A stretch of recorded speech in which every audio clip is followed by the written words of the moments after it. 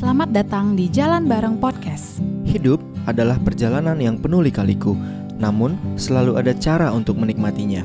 Kami percaya cara terbaik menikmati dan menjalani hidup adalah dengan jalan bareng Tuhan. Aku Bobby, Dan aku Sepri. bersama-sama kita jalan bareng yuk, menemukan kebenaran dan harapan di dalam Injil. So, senang bisa jalan bareng denganmu. Halo teman-teman, kembali lagi di Jalan Bareng Podcast di episode 21. Oke. Nah, hari ini kita membahas apa? Kita akan membahas tentang berkaitan dengan produktivitas. Ya, jadi judulnya hari ini mungkin produktivitas itu harus apa enggak sih gitu. Kenapa kita sedikit latar belakang, kenapa membawakan topik ini? Sebenarnya bergerak dari keresahan kita sendiri sih. Iya benar. Karena jujur ada masa-masa entah di WFH ini atau selama kerja di rumah ini ataupun bahkan sebelumnya kita merasa hidup kita tuh kayak kok nggak produktif ya gitu. Iya. Atau kayak kok kayaknya kayak nggak guna, yang gue lakukan ini apa sih gitu. Iya sih. Ya, dan apalagi sekarang di masa pandemi kayak gini itu kayaknya makin dipush untuk harusnya nih bisa produktif nih gitu, waktu di rumah lebih banyak dan segala macam gitu. Akhirnya kita coba kulik-kulik cari tahu dari sisi firman Tuhan sebenarnya apa sih yang diomongin soal produktivitas gitu. Nah, kalau kamu sendiri gimana rasanya selama udah mau 3 bulan? Nah, kamu pernah nggak ngerasain yang sama kayak aku tadi sebutin juga? Sama sih, aku kayak merasa kurang produktif. Secara pekerjaan kan harusnya aku orang lapangan ya. Tapi kalau di rumah dan memang juga nggak dibolehin lapangan karena hubungannya dengan orang banyak ya, kesehatan masyarakat, jadi ya agak merasa kurang produktif gitu waktu ada di rumah. Meskipun ada Zoom meeting, ada webinar yang diikutin, tapi kan itu kita nggak kontak langsung dengan orang yang kita layani kan. Dan itu yang membuat aku kayak aku kurang produktif nih gitu. Apalagi mungkin kalau kamu karena pekerjaannya delivery jadi berbeda banget kan. Dari yang tadinya ketemu orang banyak sekarang jadi kayak restricted, tapi achievementnya harus sama. Kayak KPI-nya harus sama dan segala macam gitu kan. Ya aku juga kurang lebih kayak begitu sih tuh. Dan apalagi juga banyak banget aku sempat baca tuh di artikel populer gitu. Ini sebenarnya artikel ini ngambil dari Twitter gitu, Twitternya penulis gitu. Si Twitter ini tuh ngomong, teman-teman tahu nggak Isaac Newton tuh menemukan hukum gravitasi waktu dia lagi pandemi di lockdown gitulah dia. Terus Shakespeare juga nulis King Lear itu waktu masa pandemi. Jadi nah, jadi ya udah, kalau misalnya mereka bisa produktif, berarti kita juga bisa produktif. Nah, tapi produktifnya itu dalam arti menemukan sesuatu atau kayak menghasilkan sebuah karya atau launching bisnis atau apa gitu. Launching buku ya. Iya, nah jadi itu kayak nge-push diri sendiri harus mencapai aktivitas atau kayak menghasilkan sesuatu ABC gitu. Nah, itu kan kalau misalnya kita pakai standar kayak gitu, aku sih jujur resah dan gelisah ya, seperti lagunya Chrisye. Iya, karena kayak kalau diukur dari itu, jujur aku sih nggak produktif banget jadinya jatuhnya. Orangnya kayak kalau harus menghasilkan sesuatu gitu. Nah, makanya kita membutuhkan harapan dalam Injil. Apa nih yang bisa kita temukan ya dalam soal si produktivitas ini? Syukur kepada Allah. Ya, syukur kepada Allah. 2 minggu yang lalu itu aku nemuin satu buku yang bagus banget. Buku ini ditulis oleh Pak Tim Kalis. Judulnya adalah Do More Better. Bapak ini nulis tentang produktivitas. Tapi lucunya dia nggak nulis ini di masa pandemi ini loh. Jadi jauh sebelum ini. Jujur loh, aku pikir itu gara-gara pandemi ini dia tulis. Bukan ya? Oke. Dan di situ nggak ada ngomongin pandemi sama sekali. Tapi jadi ini ya hidup biasa aja gitu ya. Dan jadi kan kayak 1 bulan yang lalu itu aku kayak merasa kurang produktif dan sebagainya. Aku cari-cari artikel dan sebagainya. Sampailah 2 minggu yang lalu itu aku ketemu buku ini. Nah, dan baca. Wah, ini bukunya tipis banget dan poin-poin yang dia utarakan tuh berdasarkan firman Tuhan banget. Dan ini memberikan harapan banget loh. Iya. Dan poin-poinnya Bapak ini juga cukup tajam sih menurutku. Jadi kayak bukan ngawang-ngawang doang kan prinsipnya dia kan.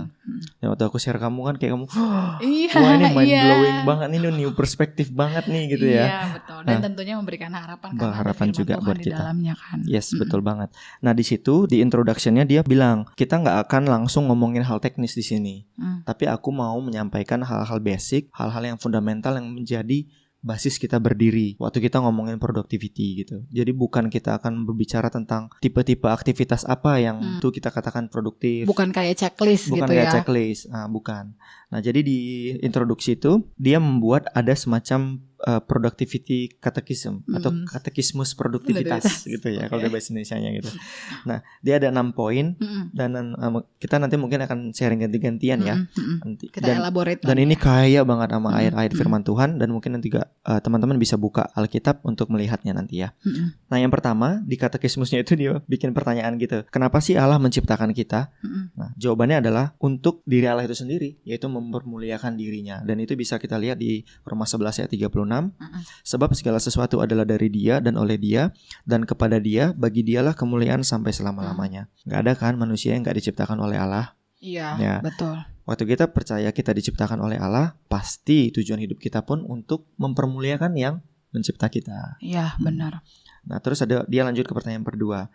Terus gimana dong caranya kita bisa memuliakan Allah? Yaitu dengan melakukan pekerjaan-pekerjaan baik. Di mana kita bisa simpulkan hal itu waktu Tuhan Yesus berbicara khotbah di bukit di Matius 5 ayat 16, kita lihat perikop garam dunia dan terang dunia. Demikianlah hendaknya terangmu bercahaya di depan orang, supaya mereka melihat perbuatanmu yang baik, dan intinya apa? Memuliakan Bapamu yang di sorga. Jadi gimana supaya orang-orang yang melihat kita, ciptaan Allah ini bisa memuliakan Allah? Yaitu dengan pekerjaan baik kita, dengan perbuatan-perbuatan baik kita. Dan di 1 Petrus 2 ayat 12 pun, ini Petrus dengan keras bilang, kamu harus miliki cara hidup yang baik nih di tengah bangsa-bangsa yang bukan Yahudi. Dia konteksnya waktu itu Yahudi ya. Supaya waktu mereka fitnah kamu sebagai orang durjana, mereka bisa lihat dari perbuatan-perbuatan yang baik dan memuliakan Allah pada hari Tuhan melawat mereka gitu. Jadi waktu kita tahu kita diciptakan oleh Allah dan Allah menciptakan kita untuk mempermuliakan dirinya sendiri, toolsnya itu adalah perbuatan baik.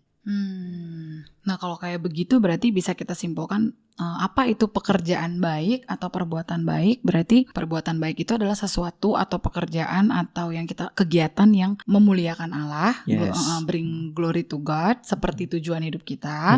Dan yang kedua, memiliki manfaat gitu ya, benefit untuk orang lain gitu. Pekerjaan baik yang kita lakukan untuk kebaikan orang lain. Iya, untuk kebaikan orang lain. Dan ini kalau bicara soal contoh, ya contoh paling ultimate kita bisa temukan di dalam Injil.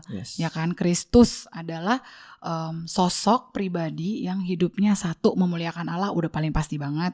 Ya kan, dia datang ke dalam dunia dengan satu misi, menyelamatkan umat manusia, dan itu dia kerjakan, dan itu bring glory to God. Kemudian yang kedua, apa yang dia lakukan? Dia mati di kayu salib, dia bangkit kembali naik ke surga, itu bring benefit. Bahkan gak cuma benefit kaleng-kaleng ya, maksudnya ini benefitnya hidup yang kekal. Iya, maksudnya apa sih yang dibutuhkan sama manusia setelah mati? Dia kan harus ada jaminan hidup yang kekal kan, dan itu dia berikan kepada orang lain. Jadi kalau mau minta teladan pekerjaan baik, perbuatan baik, ya di dalam Kristus gitu. Karena kita manusia, kalau misalnya kita nggak tahu hal ini, kita tuh ahli banget berbuat baik untuk diri kita sendiri. Ya, ujung-ujungnya bukan berbuat baik buat benefit orang lain sih yang aku lihat, tapi malah kayak self-centered. Yang kayak kamu bilang tadi, kayak aku harus baca buku atau launching yang baru gitu, bisnis ataupun buku. Itu untuk apa? Untuk ketenaranku mungkin. Iya, atau untuk fit our ego. Untuk orang melihat, wah. Ya intinya kan maksudnya kadang-kadang kita melakukan sesuatu, kita memakai alasan, ini untuk kebaikan orang lain kok, padahal sebenarnya untuk ego kita sendiri gitu ya. Oke. Nah, kemudian poin yang keempat. Nah, ini adalah pertanyaanku juga sebenarnya. Iya. Nah, kita kan ngomong tadi Allah, kemuliaan Allah, perbuatan baik, contohnya Kristus. Kita ini kan manusia berdosa ya gitu. Tapi gimana kita bisa berbuat baik untuk kemuliaan Allah itu gitu. Dan inilah letak harapannya. Nah, di situ dia bilang bahwa kita mempunyai kemampuan untuk berbuat baik. Tapi itu bukan berasal dari diri kita. Dan itu berasalnya dari anugerah yang sudah Kristus berikan. Kalau kita baca di Efesus 2, ini ayat paling keren banget untuk semua orang yang lahir baru ya di dalam Kristus, pasti bacanya perikop ini ya. Efesus 2 ya. Nah, dan di ayat 89 itu kan ya kita diselamatkan karena iman kita dan bukan hasil usaha kita. Di ayat 10 itu keren banget. Karena kita ini buatan Allah yang tadi ya, balik lagi to the basic, kita itu created by God, diciptakan dalam Kristus untuk melakukan pekerjaan baik. Nah, yang sudah dipersiapkan Allah sebelumnya, dan Tuhan mau kita hidup di dalamnya. Jadi hidup di dalam perbuatan baik ini. Untuk apa? Untuk menghidupi keselamatan yang sudah dianugerahkan, dan untuk memuliakan Dia, dan untuk kebaikan orang lain gitu. Dan di Titus 2 ayat 14, karakter-karakter orang yang sudah diselamatkan itu atau yang sudah dikuduskan bagi Allah rajin berbuat baik. Jadi kalau kita belum rajin berbuat baik, ini dipertanyakan ya relasi kita dengan Tuhan. Dan aku menariknya dari yang tadi ayat-ayat tadi tuh kayak menarik ya, Allah tuh menyelamatkan kita. Maksudnya Allah membuat kita, tujuannya adalah untuk memuliakan Dia.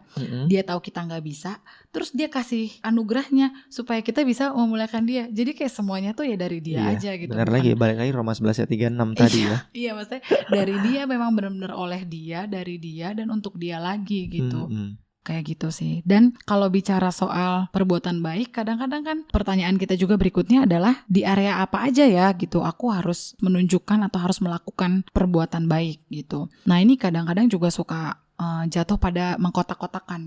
Kadang-kadang kalau yang ini baru dikategorikan sebagai sesuatu yang mendatangkan benefit untuk orang lain, yang produktif. Kalau yang ini mah enggak gitu. Kalau di situ dia di bagian ini bilang apakah feeding the poor, atau apakah kita pergi ke misi pedalaman, atau apakah kita mengunjungi janda para tahanan dan contoh-contoh kategorinya pasti ngerti lah maksudnya ya. Betul. Ini yang sebagai kategori pekerjaan baik. Ya, dan tentu kalau misalnya bisa ada kesempatan untuk melakukan itu lakukan. Ya kan? Tapi kan nggak semua orang punya kesempatan untuk melakukan hal itu tersebut. Nah, jadi harapannya adalah bahwa di dalam semua area kehidupan kita itu kita bisa banget untuk menunjukkan atau melakukan pekerjaan baik. Contoh simpelnya di 1 Korintus 10 ayat 31 ya. Ini juga udah terkenal banget. Jika engkau makan atau jika engkau minum atau jika engkau melakukan sesuatu yang lain, lakukanlah semuanya itu untuk kemuliaan Allah gitu. Jadi dalam hal yang sesimpel, sesederhana, sepaling pertama kayak manusia begitu lahir, kalau perawatan neonatus yang sehat itu kan IMD ya. Jadi pertama begitu yang dicari menyusui dini ya. IMD itu inisiasi menyusui dini. Jadi pertama begitu lahir yang dicari makan pertama ya kan. Berarti makan, minum, bahkan dalam basic hal yang sangat basic bagi kehidupan manusia itu kita harus melakukannya untuk kemuliaan Allah gitu. Dan di ayat yang lain juga kayak di Titus 3 ayat 8. Perkataan ini benar dan aku mau supaya engkau dengan yakin menguatkannya, supaya agar mereka yang sudah percaya kepada Allah sungguh-sungguh berusaha melakukan pekerjaan yang baik. Itulah yang baik dan yang berguna bagi manusia gitu. Jadi bahkan di encourage untuk harus sungguh-sungguh berusaha melakukan pekerjaan yang baik di semua area kehidupan gitu. Nggak hanya di hal-hal yang kelihatannya extraordinary, tapi bahkan di hal-hal yang mundane, yang sehari-hari, dalam area-area yang terlihat kecil juga harus dilakukan untuk kemuliaan Allah tadi ya gitu. Nah, jadi menjawab pertanyaan tadi produktivitas itu apa? Nah, ini yang poin ke-6 di katekismusnya si Bapak ini. Katekismus produktivitas. Ya, saya bacakan yang bahasa aslinya dulu ya. Productivity is effectively stewarding my gifts, talents, energy, time, and enthusiasm for the good of others and the glory of God. Kita mengerjakan atau menata layan, yaitu bakat, talenta, energi, waktu, antusiasme kita untuk kebaikan orang lain atau benefit orang lain dan kemuliaan Tuhan. Kayak gitu. Jadi ya tujuan utamanya glorify God dan benefit for others. Setuju sih. Jadi balik lagi kalau menurut definisi ini dan yang kita cari-cari, maksudnya yang udah kita elaborate juga, produktivitas itu teman-teman bukan hanya bicara soal kegiatan, aktivitas ABC, menyelesaikan sekian buku, workout sekian menit, walaupun itu juga baik ya, maksudnya harus dilakukan juga gitu. Tapi jangan men-squeeze definisi produktivitas hanya pada list aktivitas itu. Karena produktivitas kalau berdasarkan ini adalah bagaimana kita menggunakan apa yang Allah udah kasih ke kita untuk kemuliaan Dia kan. Jadi ini bicara soal faithfulness sih kalau aku lihat ya.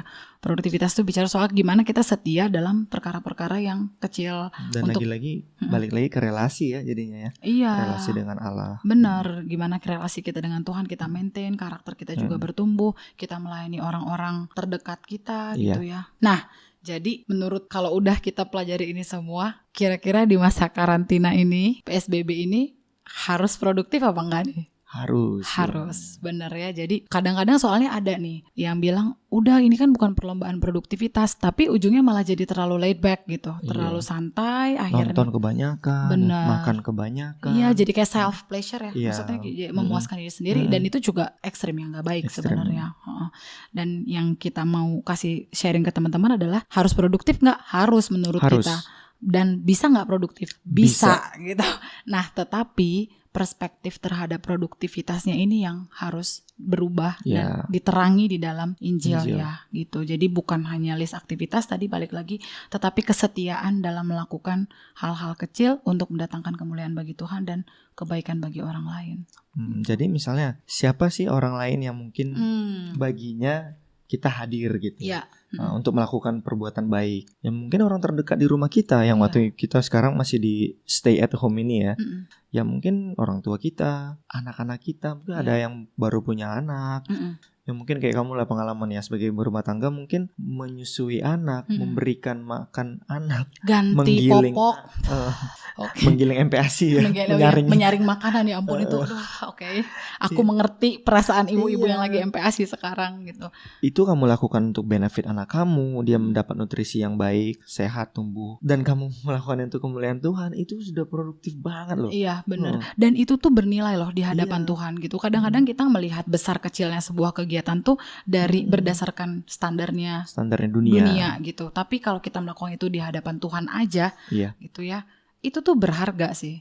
Apalagi kalau dilakukan dalam iman dan ketaatan tuh aku percaya itu berharga banget gitu. Atau kayak ini juga kan ada tuh yang misalnya anak-anak kuliahan yang tadinya ngekos nih, tapi gara-gara pandemi atau PSBB ini jadinya kan pada pulang ke rumah gitu ya, di rumah. Sekarang belajar semua serba di rumah gitu. Mungkin ini dari sekian tahun mereka sekolah, kuliah, baru ini nih bener-bener di rumah sama orang tua dari bangun sampai tidur sampai bangun lagi gitu. Ini kan waktu yang kita nggak tahu 5-10 tahun lagi akan ada lagi nggak waktu kayak gini. Mungkin habis ini pada pergi kerja, pada nikah, udah nggak pernah lagi, nggak akan seintens ini bareng sama keluarga. Mereka lah orang-orang lain yang untuk kepadanya kita bisa berbuat baik ya. Betul, kita melayani, kita hadir bagi mereka gitu. Karakter baik kita menolong mereka juga gitu.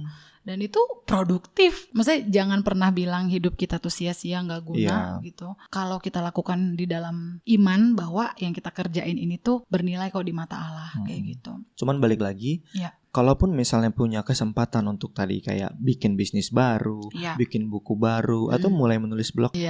Karena memang ada orang-orang yang Tuhan maksudnya gifted banget kayak di masa kayak gini tuh malah makin banyak ya. Aku kenal beberapa orang kayak gitu, betul. Dan ini balik lagi ya, beda orang, beda situasi, beda fase, beda juga jenis produktivitasnya gitu. Jadi nggak usah di-compare satu sama lain. Nggak usah ngiri-ngiriin atau nyombong-nyombongin ya. Iya benar, dan kita juga nggak perlu iri sama orang lain gitu, karena setiap orang beda-beda karunianya, beda-beda anugerahnya, beda-beda sesamanya, ya kan, beda-beda kondisinya. Jadi ya embrace the moment aja yang Tuhan kasih hari ini. Siapa yang Tuhan kasih untuk kita layani, ya layani aja gitu. Ya, jadi produktif itu kita ulangi lagi ya. Jadi productivity itu adalah kita menata layan secara efektif bakat, talenta, energi, waktu, dan antusiasme kita untuk kebaikan orang lain dan kemuliaan Tuhan. Iya. Semoga teman-teman dan kita juga yang Tech Podcast ini masing-masing makin dikuatkan ya untuk hidup produktif di hadapan Allah. Di hadapan Allah. Itu dengan setia dan semuanya kita lakukan untuk kemuliaan Allah gitu. Nah, sebagai penutup bareng. Kamu mau bacain nggak yang dari Recent Motherhood? Oh iya, ini tuh kayaknya orang-orang terdekat aku tuh udah bosan banget. Aku selalu mengulang-ulang buku dan pelayanan ini. Maaf ya Pi, kalau kamu udah desaturasi dengan buku aku ini. Aku sampai hafal loh. Perlu aku yang bilang di ini nggak, luar kepala? Nah tapi di salah satu, jadi ada salah satu pelayanan yang sangat memberkati aku banget dalam perjalanan aku menjadi ibu. Namanya tuh Recent Motherhood. Gitu. Podcast ya. Podcast sebetulnya. Dan sebenarnya inspirasi podcast kita juga adalah salah satunya adalah si podcast ini. Nah anyway, mereka si co-founder ini tuh menulis buku. Nah judulnya juga Recent Motherhood. Ada salah satu babnya itu adalah Motherhood and Mundane Moments. Jadi mundane moments yang tadi kamu udah sempat sebut lah, hal-hal sederhana sehari-hari yang dialami sama ibu-ibu gitu. Tapi menurut aku ini bisa relate sama orang-orang yang sekarang ini lagi kerja di rumah.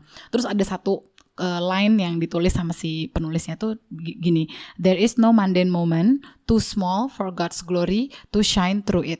Jadi gak ada satu hal pun yang terlalu kecil, yang terlalu biasa untuk di dalamnya tuh kemuliaan Tuhan bisa terpancar kalau kita lakukan dalam iman dan ketaatan kepada Allah gitu. Indah banget ya. Dan ini memberikan perspektif sih. Jadi aku semangat waktu aku masak, waktu aku cuci piring, ngepel. Iya, karena di dalam ini tuh aku melayani anak-anakku dan keluargaku gitu. Sebagai contohnya ini sudah bangun satu orang, sebentar ya, harus melayani dulu. Jadi di masa-masa sekarang ini haruskah produktif? Harus ya. Dan bisakah kita lakukannya? Bisa. Betul. Ya.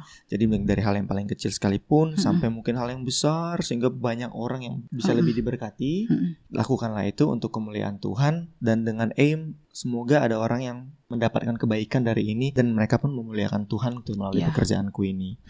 Oke teman-teman, kira-kiranya podcast ini sama seperti di Ibrani 10 ayat 24 bisa membuat kita saling mendorong ya dalam kasih untuk berbuat baik satu sama lain. Iya, benar, namanya juga jalan bareng ya. Jadi aku dan kamu jalan bareng untuk berbuat baik gitu. Oke. Sampai bertemu di episode berikutnya ya. Ya, bye. Bye.